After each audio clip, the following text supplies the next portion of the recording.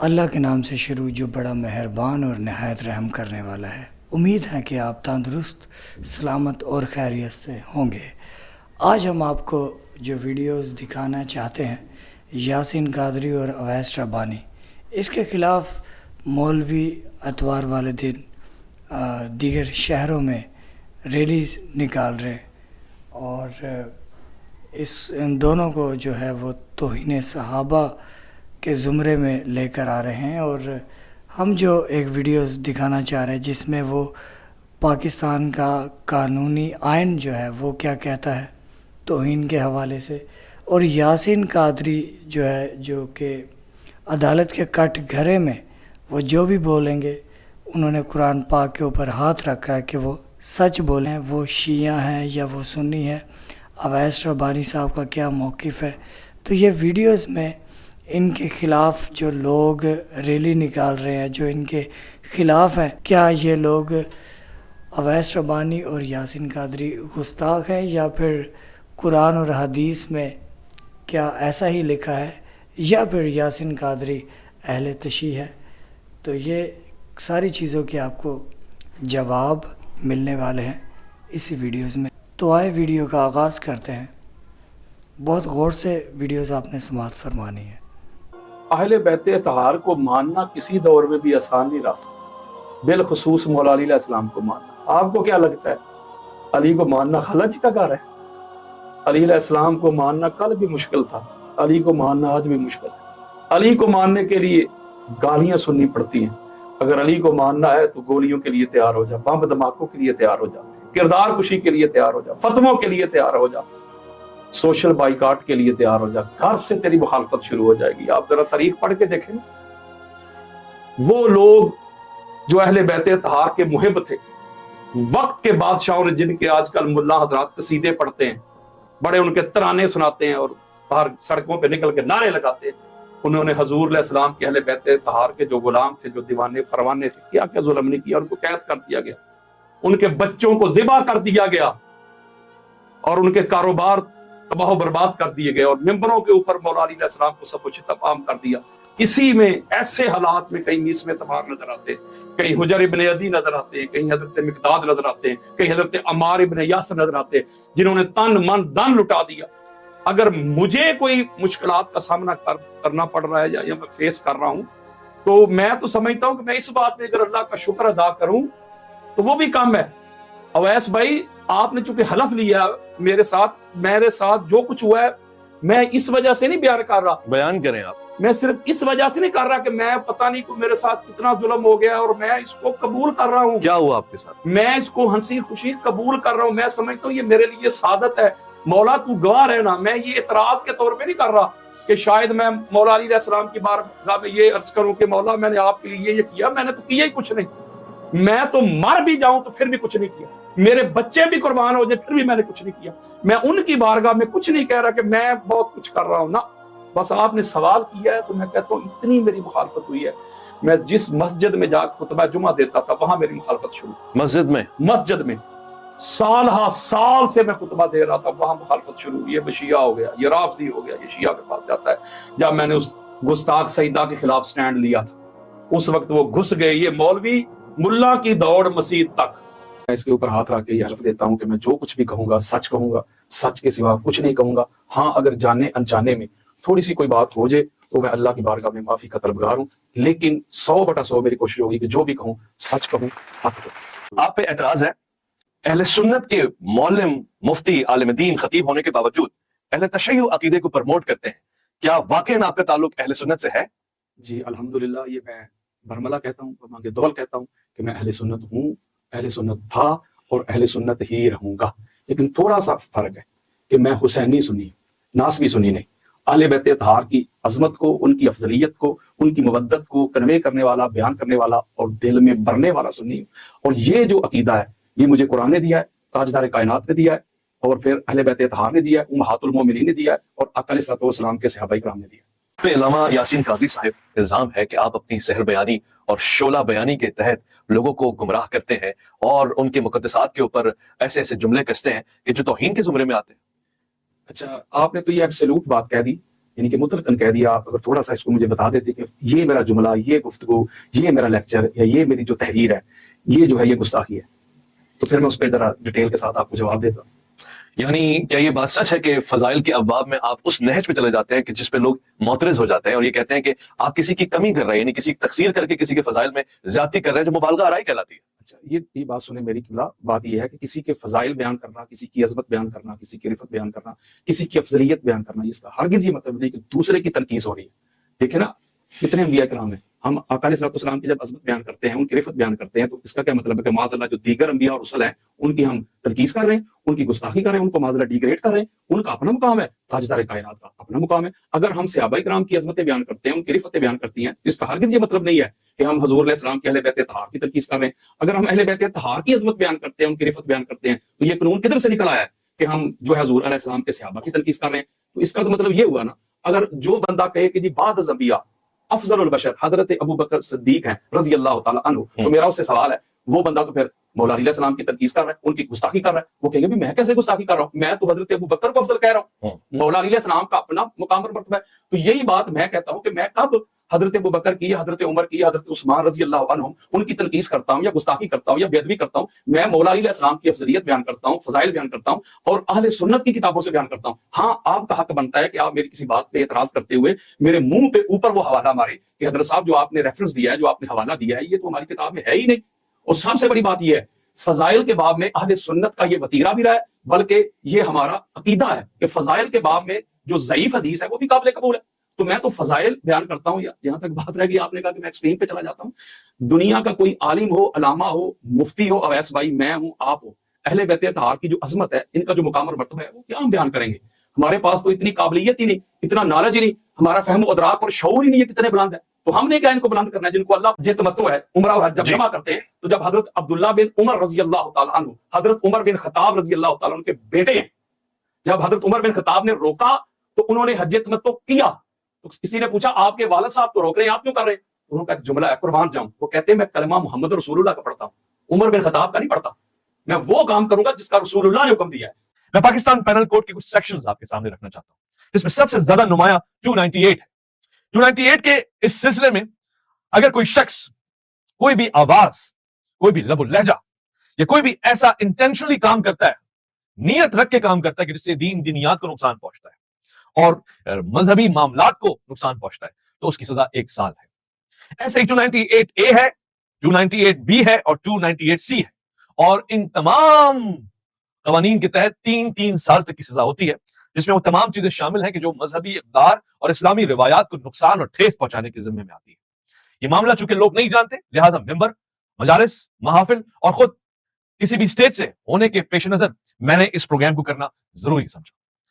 295 کا یہ شک یعنی یہ پینل کوڈ کا سیکشن بہت امپورٹنٹ ہے, کہ جس کے نتیجے میں 2 سے لے کر 10 سال تک کی سزائیں ہو سکتی ہیں. اب اس میں A, B اور C موجود ہے. A میں آپ ڈیلیبریٹلی کوئی ایسا عمل کرتے ہیں جو کسی کی انسلٹ ہوتا ہے, جس میں مقدس شخصیات بھی آتی ہیں اور ریلیجس بلیفز یعنی عقائد بھی آتے ہیں. 295B جس میں ڈائریکٹ قرآن شریف, قرآن حکیم, فرقان المجید کے حوالے سے ایسے جملے, کلمات یا غلط تعبیرات یا پھر وہ چیزیں جو اس کی روح اور بدن کو ٹھیس پہنچاتی ہیں, وہ سب آتا ہے. اور اس کے لیے عمر قید کی سزا ہوتی ہے, یعنی جب تک رہیں گے زندان میں رہیں گے. اور یہ حق ہے ہر اس شخص کا کہ جو قرآن شریف, فرقان المجید کے حوالے سے حضرت سرائی کرتا ہے. 295C کوئی بھی ایسے ریمارکس, ایسے جملے, ایسی لکھت پڑھت, ایسا متن یا کچھ بھی ایسا جو سرکار ختمی مرتبت فخر موجودات مقصود کائنات خاتم الانبیاء رحمت للعالمین کے خلاف توبہ توبہ سوچا کیا یا پھر اس کو پرموٹ کیا جائے,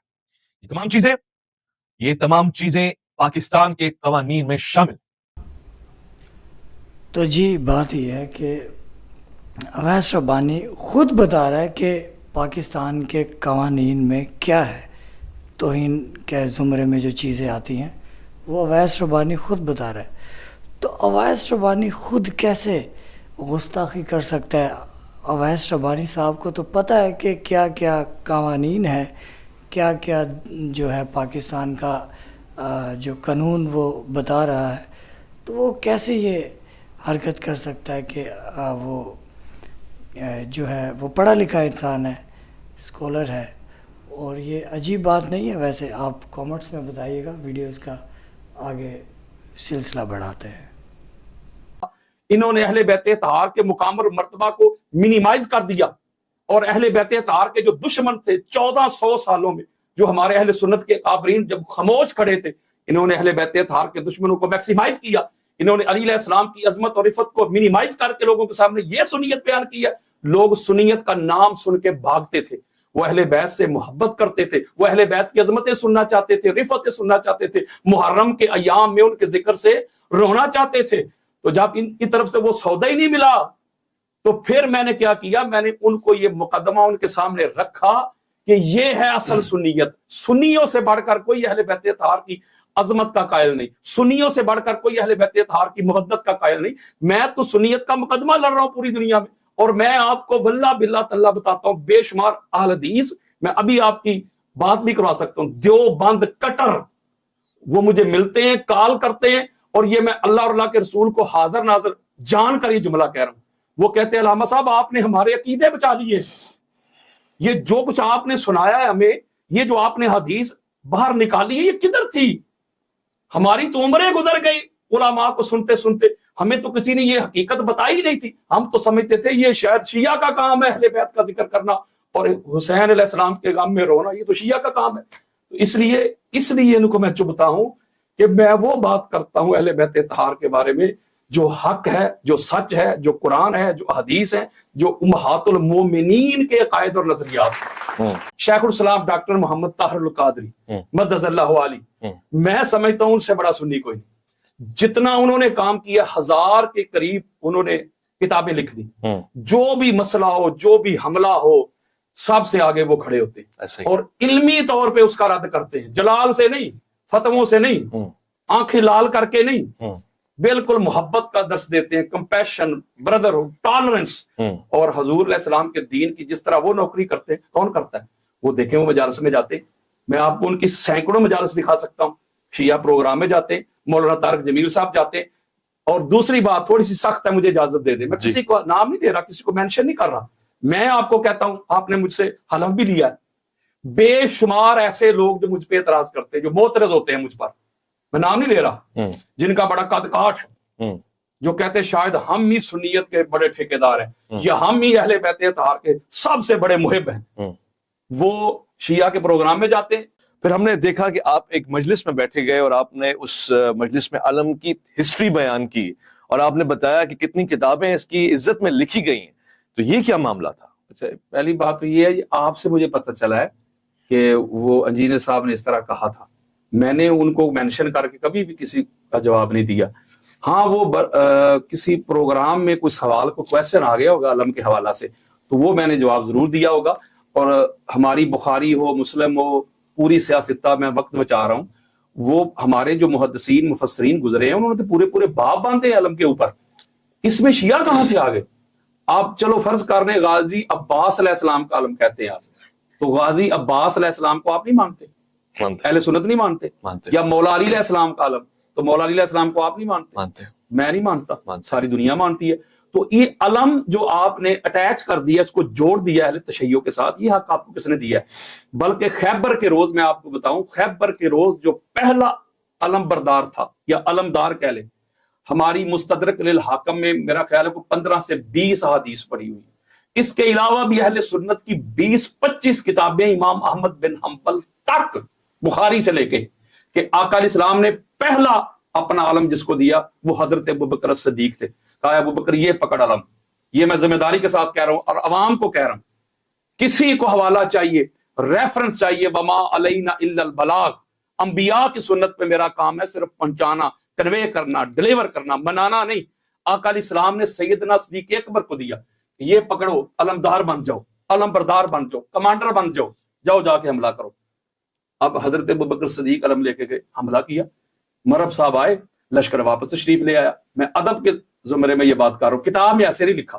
پھر اگلے دن آقا علیہ السلام نے علمدار چینج کر دیا، حضرت عمر بن خطاب کو علم دیا، آپ حملہ کریں، کمانڈر بن کے جائیں، جرنیل بن کے جائیں، سپہ سالار بن کے جائیں. آپ نے حملہ کیا، مرب صاحب آئے، لشکر واپس. اور جو کنورسیشن کرتے ہوئے لشکر واپس آیا ہے، جو اہل سنت کی کتابوں میں لکھا ہے، ویس بھائی میرا قصور یہ ہے کہ میں ببانگے دوہل حق بات بتاتا ہوں. اور سنیت بتاتا ہوں, کہتا ہوں وہی بات سمجھتا ہوں جسے حق. نیا بلائے مسجد ہونا تہذیب کا فرزند, اپنے بھی خفا مجھ سے ہیں بیگانے بھی ناخوش, میں زہر حلاہل کو کبھی کہہ نہ سکا کند. مشکل ہے کہ ایک بندہ حق بھی نو حق اندیش خشاک کے پودے کو کہے کوہ دماوند.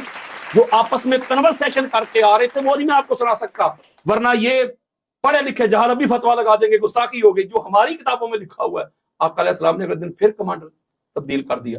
ہر روز کرتے گئے. اور اگلی بات سن لے, جب آقا علیہ السلام نے فرمایا نا بس ختم, اب کل علم مرد کو دوں گا جس کے ہاتھ پہ اللہ علی فتح دے, مولا جو علی اللہ اور مولا اللہ کے رسول سے محبت کرتا ہے, اللہ اور اللہ کا رسول اس سے محبت کرتا ہے. جملہ دینے لگا ہوں میں. بے شک. تو صحابہ کہتے ہیں کہ ساری رات ہم دعائیں کرتے رہے. حضرت عمر بن خطاب کا فرمان سنو, وہ کہتے ہیں مجھ سے اللہ ساری زندگی بھر کی میری نیکیاں لے جاتا, کاش وہ جو کل والا علم علی کو ملا تھا وہ مجھے مل جاتا. اور حضرت سعد بن ابی وقاص, بخاری پڑھے مسلم پڑھے, کسی نے آپ کو بخاری سنائی نہیں, کسی نے آپ تک مسلم پہنچائی نہیں. حضرت سعد بن ابی وقاص کہتے ہیں کہ میری زندگی بھر کی نیکیاں چلی جاتی, ہائے علم مجھے مل جاتا. تو صحابہ تو ساری رات دعائیں کر رہے ہیں کل والا فتح والا علم ہمیں مل جائے, حالانکہ پہلے بھی ان کو ملا جی. لیکن الگ بات ہے کہ وہ علم سنبھال نہیں سکے. یہ گستاخی نہیں کر رہا, حقیقت بتا رہا ہوں. اب کل والا علم اگر دوبارہ حضرت ابوبکر صدیق کو مل جاتا, یہ جملہ ہے کہ میرا, حضرت عمر بن خطاب کو مل جاتا, سعد بن ابی وقاص کو مل جاتا, خالد بن ولید کو مل جاتا, پھر مجھے بتائیں ہر سنی نے اپنے گھر میں علم سجانا تھا کہ نہیں؟ یعنی آپ کہہ رہے ہیں کہ سنی مولا علی سے بہت رکھتا ہے؟ یار سیدھی سی بات ہے ویس بھائی میرے محترم, Definitely. اگر حضرت ابوبکر صدیق کو مل جاتا, فاروق اعظم کو مل جاتا, عثمان بن عفان کو مل جاتا, ہر سنی نے اپنے گھر میں علم لگانا تھا. تو پتہ چلا تکلیف ان کو علم سے نہیں, علم والے سے. یہ مولا علی علیہ السلام کو اور مولا علی علیہ السلام کی اولاد کو یہ تحفے میں ملا ہے علم. انہوں نے جانیں قربان کی ہیں علم کی خاطر, ہاتھوں پہ بچے قربان کروائے علم کی خاطر. کوئی یہ ایک شہزادہ بتائیں مجھے تاجدار کائنات کا جو میدان میں علم چھوڑ کے بھاگ کے آ گیا ہو. انہوں نے تن من دن لٹایا ہے, انہوں نے بچے قربان کروائے ہیں, پھر جا کے وہ علم کے دعوے دار بنے. علم تو ہمارا ہے. علامہ صاحب بہت بڑی بات کہہ رہے ہیں. ویسے شیعہ حضرات سے کتنے پیسے ملتے ہیں آپ کو یہ باتیں کرنے کے؟ اللہ اکبر, اللہ اکبر. مراد تو ملتی ہوگی دیکھیں ایران وغیرہ سے. دیکھیں میں اللہ معاف کرے, ان کو کوئی بتائے کہ ہمارے پاکستان کی جو کرنسی ہے نا ایران سے کئی گنا بھاری ہے, ٹھیک ہے نا. ایران کی حکومت سے آج تک 1 روپیہ اگر کسی کے پاس آیا ہو تو اس نے رزق حرام کھایا. ایران سے عراق سے مجھے 1 پائی آئی ہو, اللہ تعالیٰ مجھے تباہ کر دے, برباد کر دے, مجھے یزید کے ساتھ کھڑا کر دے. 1 پائی بھی آئی ہو, 1 روپیہ بھی میں نے کسی سے دیا ہو, کسی سے مانگا ہو کہ مجھے اتنے پیسے دو تو میں آپ کا اعلیٰ کار بنوں گا اور میں آپ کا جو عقیدہ, جو آپ کا جو مقصد ہے یا آپ کا جو وتیرہ ہے میں اس کو پروموٹ کروں گا, آپ کے ویژن کو میں آگے لے کے جاؤں گا. اللہ تعالیٰ اس کو قیامت کے روز جہنم میں ڈالے. میں تو اپنا سوچ رہا ہوں کہ اللہ تعالیٰ میری بخشش کر دے اہل بیت طہار کے صدقہ اور وسیلہ, میں کسی کو پروموٹ کروں گا. میں تو وہاں کھڑے ہو کے امہات المومنین صحابہ اکرام ان کے نعرے لگواتا ہوں. میں تو نفرت کی دیواریں گرانا چاہتا ہوں, میں تو قدورتیں ختم کرنا چاہتا ہوں. یہ جو یار لوگوں نے اتنی بلند دیواریں کر دی ہیں میں ان کو مسمار کرنا چاہتا ہوں. میں کہتا ہوں کہ اپنی فقہ کو چھوڑو نہ, دوسری کو چھیڑو نہ. میں تو کہتا ہوں بھائی بھائی مان جاؤ. میں تو محبت کا پیغام دیتا ہوں, ٹالرنس کا, کمپیشن کا, بردر کا پیغام دیتا ہوں. میں تو امن کی بات کرتا ہوں, میں تو جوڑنے کی بات کرتا ہوں. فقط فرق یہ ہے کہ جب ان کو اپنا ذاتی کوئی مطلب ہوتا ہے, مقصد ہوتا ہے, پھر یہ نہیں دیکھتے کہ سامنے شیعہ ہے, کہ سنی ہے, دیوبند ہے, پھر یہ سارا کچھ ان کے لیے حلال ہو جاتا ہے. اگر میں محبت کے لیے, پیار کے لیے, اہل بیت طہار کی نوکری کے لیے اگر میں سادات کے ممبر پہ جاؤں تو میں سنی نہیں رہتا. تو پھر مجھے بتاؤ کہ پھر اگر آج کے دور میں جن شخصیات کا میں نے ذکر کیا ہے ان کو سنیت سے نکال دو تو پیچھے رہے گا کیا آپ کے پاس؟ علامہ صاحب یہ جو باتیں آپ نے کی ہیں, امن کی بات, پیار کی بات, لوگوں کو ملانے کی بات, اسے کرنے کے لیے, عملاً کرنے کے لیے بڑی قربانیاں دینی پڑتی ہیں. آپ کون سی قربانی دے کے آئے؟ آپ کی تو گھر والے سلامت ہیں, آپ کی تو گھر کی صورتحال بہتر ہے, مجھے نہیں معلوم, مگر آپ کے پاس تو سب کچھ ہے. اہل بیت اطہار کو ماننا کسی دور میں بھی آسان نہیں رہا، بالخصوص مولا علی علیہ السلام کو ماننا۔ آپ کو کیا لگتا ہے علی مولا علی کو ماننا خلج کا گھر ہے؟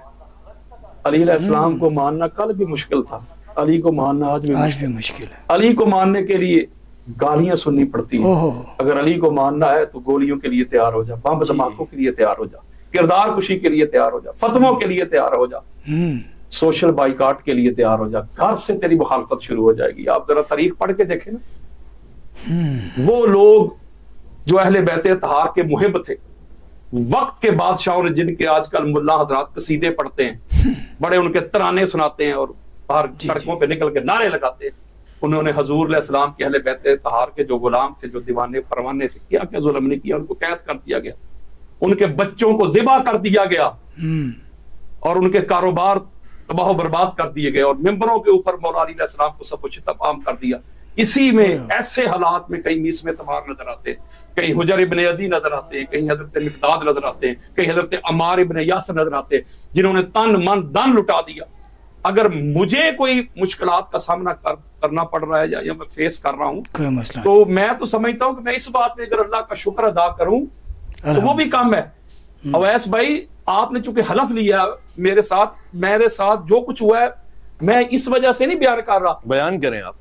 یہ محاورہ آپ نے سنا ہوگا، یہ مساجد کے اوپر قابض ہے، یہ قبضہ گروپ ہے، یہ مافیا ہیں، یہ مذہبی دہشت گرد ہیں جو سنیت کے ٹھیکیدار بننے کی کوشش کرتے ہیں کہ ہم جسے کہیں گے وہ سنی رہے گا، جسے ہم کہیں گے وہ سنی نہیں رہے گا، جو سنیت کے کارڈ بانٹتے ہیں، جو لوگوں کو سنیت سے خارج کرتے ہیں۔ میں اکثر ایک جملہ کہا کرتا ہوں کہ تم لگتے کیا ہو سنیت، مامے لگتے ہو تم سنیت کے، فلاں سنی نہیں، فلاں سنی نہیں، تمہیں کس نے حق دیا کہ تم کہو کہ فلاں سنی نہیں ہے؟ جب ایک بندہ اپنی زبان سے کہہ رہا ہے کہ میں سنی ہوں تو یہ کہتے ہیں اس کا مطلب اہل بیت کی محبت سے بندہ سنیت سے خارج ہو جاتا ہے، تو یہ تو پھر بچتا ہی کوئی نہیں۔ میرے سامنے بٹھائیں پروگرام پہ، مجھ پر فائرنگ ہوئی ہے، تھریٹ تو معمولی چیز ہے نا، دھمکیاں تو کچھ بھی نہیں نا، فائرنگ ہوئی ہے، لیکن میں اس کے باوجود بھی اگر ان کو لگتا ہے کہ میں اہل بیت اطہار کی افضلیت، اہل بیت اطہار کے فضائل، مولا علی علیہ السلام کے جو دشمن ہیں ان کو ایکسپوز کرنا چھوڑ دوں گا تو یہ آپ لوگوں کی غلط فہمی ہے۔ قبلہ ایک سوال پوچھوں، ایسے ان ہوتے سے ہیں پوچھے گا بھئی آپ کو شیعہ سے نفرت کیوں ہے؟ وہ کہیں گے جی وہ صحابہ کے گستاخ ہیں۔ تو اہل حدیث جو ہیں ان کے بارے میں کیا موقف ہے؟ کوئی نبی کے گستاخ ہے، بڑی ضروری اب مقام اور مرتبہ حضور کا بڑا ہے کہ صحابہ کا؟ بالفرض میں ایک الزامی جواب دے رہا ہوں، حضور کا ہی بڑا ہے نا۔ اگر حضور کا مقام اور مرتبہ بڑا ہے تو حضور کا گستاخ بڑا مجرم ہوگا، جی، صحابہ کا اس سے چھوٹا ہوگا۔ اور ہمارے جو آپ نے شروع میں سٹارٹ میں آئین بھی پڑھا ہے اس میں بھی سزا میں فرق ہے۔ اس کا مطلب ہے کہ ان کو حضور کا گستاخ بھی قبول ہے۔ آج تک کسی سنی نے یہ نہیں کہا کہ کسی اہل حدیث کا جا کے جنازہ پڑھو گے تو نکاح ٹوٹ جائے گا، کسی اہل حدیث کی پروگرام میں کیوں جاتے ہو، دیوبندیوں کے پروگرام میں کیوں جاتے ہو۔ ایک بندہ بھی مجھے بتائیں کہ جو معترض ہو شیعہ سے۔ اس کا مطلب ہے پرابلم کچھ اور ہے، پرابلم ایک ہی ہے، اہل بیت۔ ان کو اندر سے تکلیف، حسد اور بغض اہل بیت سے ہے۔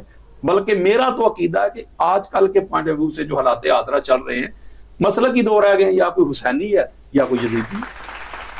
ٹھیک ہو گیا۔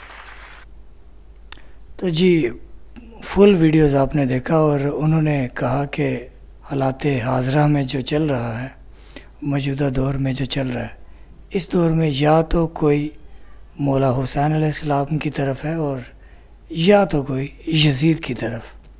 تو ہر ایک فرقے والے کو، ہر ایک انسان کو، ہر ایک مولوی کو یہ سوچنا چاہیے کہ وہ حضرت امام حسین علیہ السلام کی سائیڈ پر ہے یا یزید کی سائیڈ پر۔ اس ویڈیوز میں واضح ہو گیا ہوگا کہ یہ اہل سنت ہے اور اس نے اپنا عقیدہ بھی بتایا، قرآن پاک کے اوپر ہاتھ بھی رکھا، اور اس نے یہ بھی بتا دیا کہ اس کو ایران سے کوئی پیسے وغیرہ نہیں آتے۔ وہ کہتا ہے کہ ایران کی کرنسی اتنی ڈاؤن ہے کہ وہاں کے پیسے مجھے کم پڑ جائیں گے، تو لہٰذا پاکستان کے پیسے ہی صحیح ہیں۔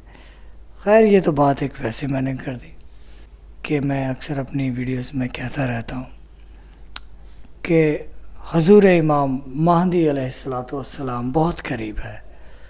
لوگ جڑنا شروع ہو گئے اسلام کی طرف، حقیقی اسلام کی طرف۔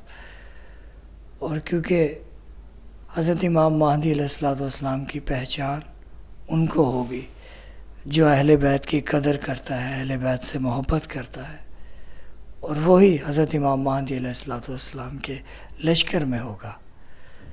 جو یزید کی فکر کرتا ہے وہ ظاہر سی بات ہے وہ دجال کے ساتھ ہوگا۔ تو آپ کس کے ساتھ ہیں؟ سوچیں، آخرت کے بارے میں سوچیں۔ یہ کوئی میچ نہیں ہے کہ یہ ایک میچ ہے یہاں سے شیعہ جیت جائے یا سنی جیت جائے۔ یہ اسلام ہے۔ یہ ہمیں کسی کے ساتھ تعصب ضد بازی نہیں کرنی چاہیے اسلام کے بارے میں۔ ہمیں اگر اہل سنت کی کتابوں میں لکھا ہے تو اس کو اہل سنت کے لوگ ایکسیپٹ کریں۔ لڑائی جھگڑا یہ اسلام اس کے لیے نہیں آیا۔ اسلام تو آیا ہے کہ انسانوں میں جو مشکلات ہیں اس کو ختم کیا جائے۔ اسلام آیا ہے کہ آخرت انسانیت کی آخرت بہتر ہو، انسان کو سہولت ملے اسلام سے۔ لیکن یہاں پر اسلام کی ہی وجہ سے انسانوں کو مارا جاتا ہے، اسلام کی ہی وجہ سے ایک دوسرے کی تذلیل کی جاتی ہے۔ کیسا اسلام ہے؟ اسلام حضور پاک صلی اللہ علیہ وآلہ وسلم نے جو فرمایا،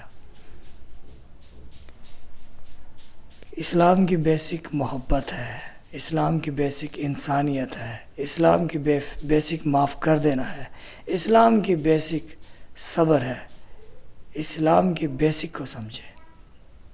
بہت شکریہ ویڈیوز دیکھنے کے لیے۔ ملتے ہیں کسی نیکسٹ دوسری ویڈیوز میں۔ ہماری پلے لسٹ کا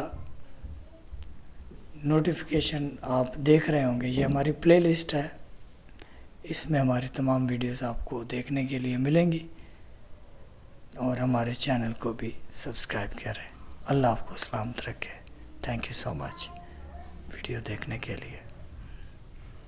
خدا حافظ۔